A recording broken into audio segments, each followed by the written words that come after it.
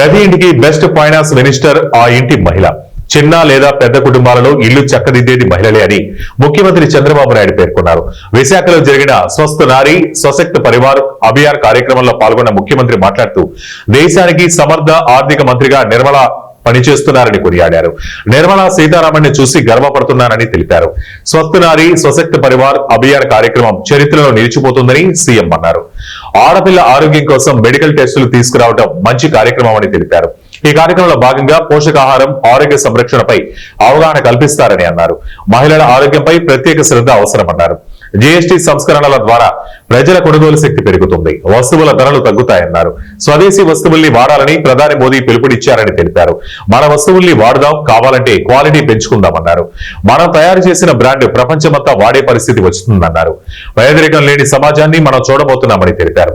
పేదరిక నిర్మూలన కూటమి ప్రభుత్వం అనే కార్యక్రమం చేపడుతుందని సీఎం అన్నారు.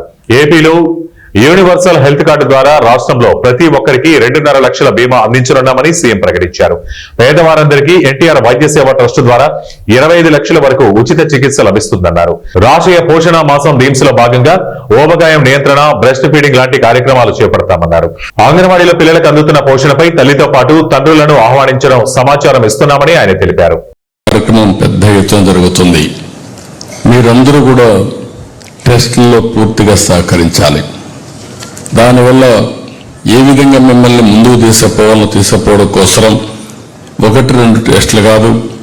ఈరోజు మీరు చూస్తే మదర్ అండ్ చైల్డ్ ప్రొటెక్షన్ కార్డులు ఇవ్వడం, గర్భిణీల సంరక్షణతో పాటు పిల్లలకు టీకాలు వేయడం పైన దృష్టి పెట్టాం. రక్తహీనత, పౌష్టికాహారంపై అవగాహన కల్పిస్తాం.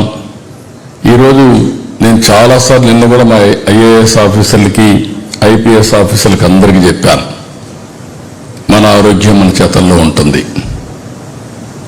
మనం తినే తిండి పైన, అదే సమయంలో రాత్రుల్లో సరైన నిద్రపోవడం, అంటే మనం మంచి పనులు చేస్తే నిద్ర బాగా వస్తుంది. అదే కానీ సరిగా చెడు ఆలోచనలు చేస్తే ఆ చెడు ఆలోచనలు వెంటాడుతూ ఉంటాయి. అదే సమయంలో ఎవ్రీడే యోగా కానీ, ఒక వాకింగ్ కానీ, ఒక అర్ధగంట ఎక్సర్సైజ్ చేయడం, మంచి పని చేయడం, ఈ 3 చేయగలిగితే ఈరోజు మీరందరూ ఒక సంకల్పం తీసుకోవాల్సిన అవసరం ఉంది. మన దేశాన్ని ప్రపంచ దేశాల్లో నెంబర్ 1 దేశంగా చేయాలనే సంకల్పం ఉండే వ్యక్తి నరేంద్ర మోడీ గారైతే ఆయన జన్మదిన రోజున ఈ రోజును. రెండోది విశ్వకర్మ పురాణంలో దేవతలకు శిల్పిగా పూజింపబడతాడు. స్వర్గలోకం, అదే మరిగా లంక, ద్వారక, ఇంద్రప్రస్థవంతి నగరాలు నిర్మించాడు. ఆయన మీరు చూసి ఇంజనీర్లు, శిల్పులు, కార్మికులందరూ కూడా ఆయన దైవంగా పూజింపబడతారు. ఇలాంటి చరిత్ర పురుషులు ఈరోజు జన్మించిన రోజు ఇది. ఒక హిస్టారికల్ డే అని చెప్పి కూడా మీకు తెలియజేస్తున్నా. ఈ రోజున మీరు సంకల్పం చేయాల్సింది మీ ఆరోగ్యాన్ని బాగా పెట్టుకుంటామని, పీరియాడికల్గా టెస్టులు ఇవన్నీ చేసుకుంటామని చెప్పి మీరు ఆలోచించాల్సిన అవసరం ఉంది. ఒక చిన్న విషయం మీరు ఒకసారి చూస్తే అందరూ మాట్లాడుతున్నారు, ఆయిల్ తగ్గించమని, షుగర్ తగ్గించమని, అదే మరిగా ఉప్పు తగ్గించమని. ఈ 3 తగ్గిస్తే చాలా వరకు మనకు ఏదైతే ఆరోగ్యం చాలా వరకు ఇంప్రూవ్ అయ్యే పరిస్థితి వస్తుంది. ఈరోజు మనం మామూలుగా అయితే ఒక వ్యక్తి ఒక నెలలో అడల్ట్ అయితే 1 లీటరు ఆయిల్ వాడుతున్నారు. ఆప్టిమం 700 మిల్లీమీటర్లు ml వాడితే సరిపోతుంది.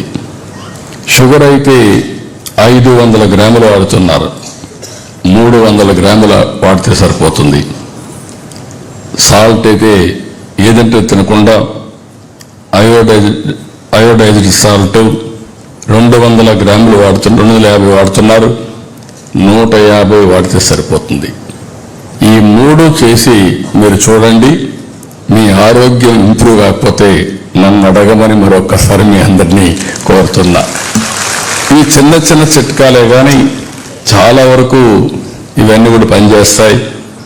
ఈరోజు రేపు మీరు చూసినప్పుడు gynaecology, ENT, dermatology, psychiatry, dental surgeon, paediatric, all doctors అందరూ వస్తున్నారు.